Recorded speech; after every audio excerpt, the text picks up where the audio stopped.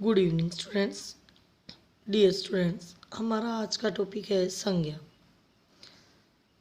तो सबसे पहले हम जानते हैं कि संज्ञा क्या है, अर्थात संज्ञा की परिभाषा। संज्ञा किसे कहते हैं, संज्ञा क्या होती है, वो हम सबसे पहले समझेंगे। संज्ञा की परिभाषा है किसी व्यक्ति, वस्तु, स्थान या भाव के नाम का बोध कराने वाले शब्दों को संज्ञा कहते हैं। अर्थात हम दूसरे शब्दों में हम कह सकते हैं कि कोई भी नाम चाहे वो किसी का भी हो, वो नाम जो है संज्ञा कहलाता है। उसके बाद है संज्ञा के भेद। संज्ञा के मुख्य रूप से 5 भेद होते हैं: व्यक्तिवाचक संज्ञा, जातिवाचक संज्ञा, समुदायवाचक संज्ञा, द्रव्यवाचक संज्ञा और भाववाचक संज्ञा। हमारा नेक्स्ट टॉपिक है व्यक्तिवाचक संज्ञा। अब हम संज्ञा के भेदों को विस्तार से समझेंगे। सबसे पहले है व्यक्तिवाचक संज्ञा।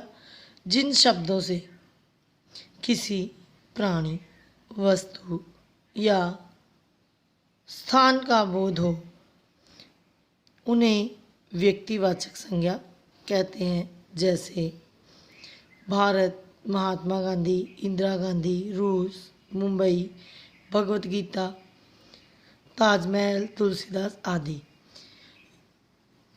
यानी कि जिन शब्दों से किसी विशेष प्राणी, वस्तु, स्थान का बोध हो, उन्हें व्यक्तिवाचक संज्ञा कहते हैं। जैसे भगवत गीता पवित्र ग्रंथ है।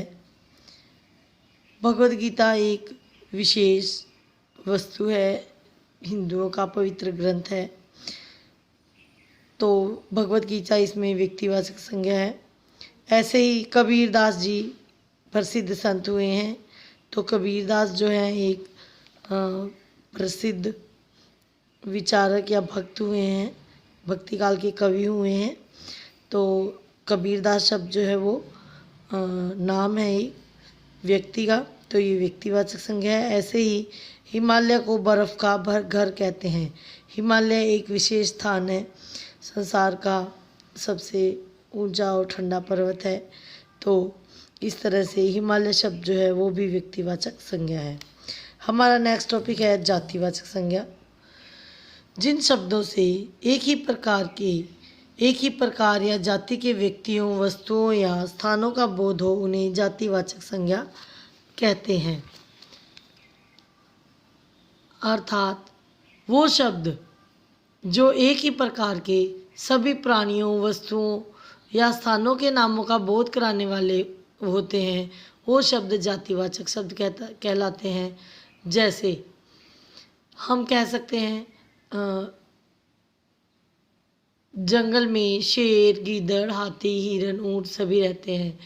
तो यहाँ जंगल में एक ही प्रकार के स्थानों की जाति का बोध, यहाँ पर जंगल जो है वो एक ही प्रकार के स्थानों की जाति का बोध करा रहा है। जैसे कि जंगल जो है, जंगल शब्द से हम समझ जाते हैं कि जहाँ बहुत सारे घने पेड़ हैं या पेड़ों से घिरा हुआ जो स्थान है वो जंगल कहलाता है।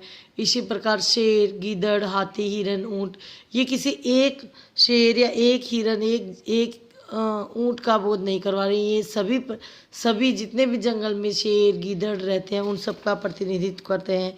इस प्रकार ये जो शब्द है यहाँ व्यक्तिवाचक संज्ञा है। नेक्स्ट एग्जाम्पल हम देखते हैं। विद्यार्थी पुस्तक पढ़ रहा है, तो विद्यार्थी जो है वो कोई भी हो सकता है। कोई एक विशेष विद्यार्थी के लिए यहाँ विद्यार्थी का मतलब है जो बच्चा पढ़ रहा है अभी, तो विद्यार्थी शब्द जो है वो जातिवाचक संज्ञा का प्रतीक है। नेक्स्ट टॉपिक है हमारा भाववाचक संज्ञा।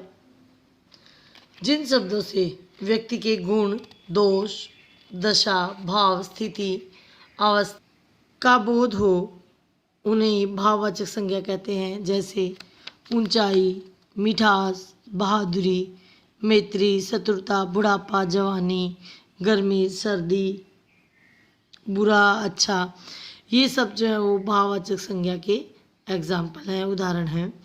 जैसे उसका व्यक्तित्व आकर्षक है। तो व्यक्तित्व होना, व्यक्तित्व शब्द जो है वो किसी का गुण है।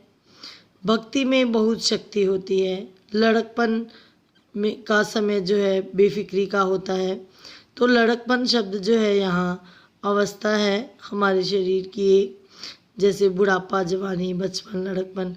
तो इस तरह से व्यक्तित्व, भक्ति और लड़कपन जो है वो भावों के नाम हैं, इसलिए इन्हें भाववाचक संज्ञा कहते हैं।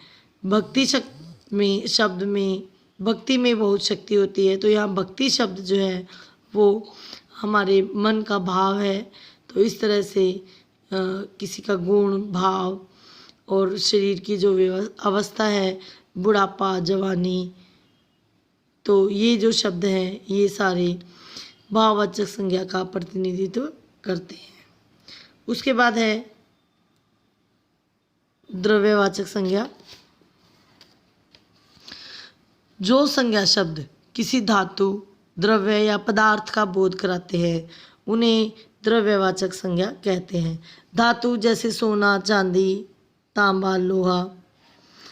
द्रव्य घी, दूध, तेल, इस तरह का बोध कराते हैं ये सारे पदार्थ जो है। और पदार्थ जैसे कोयला, लकड़ी, ये जो शब्द हैं ये भाववाचक संज्ञा कहलाते हैं। जैसे सोना महंगी वस्तु है, तो सोना शब्द जो है वो, सोना महंगी धातु है, सोना शब्द जो है वो द्रव्यवाचक संज्ञा है। दूध पीना सेहत के लिए अच्छा है, दूध शब्द जो है वो द्रव्यवाचक संज्ञा है। कोयला गहरी खानों में से निकलता है, कोयला एक पदार्थ है, इसे धातु या द्रव्य नहीं कहा जा सकता।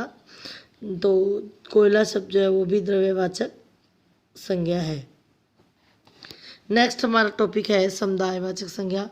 जो संज्ञा शब्द किसी समूह या समुदाय का बोध कराते हैं उन्हें समुदायवाचक संज्ञा कहते हैं। समूह या समुदाय यानी जैसे ग्रुप, जैसे सेना, सेना अर्थात सैनिकों का समूह। गुच्छा अर्थात फूलों का गुच्छा हो सकता है। पुस्तकालय जहाँ बहुत सारी पुस्तकें होती हैं। जुलूस जिसमें बहुत सारे लोग होते हैं। ऐसे ही हम इसका एग्जाम्पल समझते हैं, गौओं का झुंड चल रहा है, तो गौओं का झुंड का मतलब है वहाँ बहुत सारी गायें हैं। समिति ने लोगों में प्रचार किया, समिति का मतलब कि काफ़ी कुछ लोगों का एक संगठन है। तो किसी एक लोगों ने कोई एक व्यक्ति उसमें नहीं है, तो ये एक समूह का प्रतिनिधित्व कर रहा है। जनता सोच समझकर वोट देती है। जनता शब्द जो है वो समूहवाचक संज्ञा है, क्योंकि जनता में सारे लोग आ जाते हैं, वो लोग जो वोट देने का अधिकार रखते हैं। वोट शब्द वाक्य में वोट शब्द का उपयोग हुआ है, इसका मतलब वही लोग जो मतदाता हैं वो सभी मतदाता इसके अंदर आ जाते हैं, किसी एक विशेष व्यक्ति के लिए ये नहीं कहा गया है। तो डियर स्टूडेंट्स, ये हमारा जो आज का टॉपिक है ये यहीं कंप्लीट होता है। Stay home, stay safe.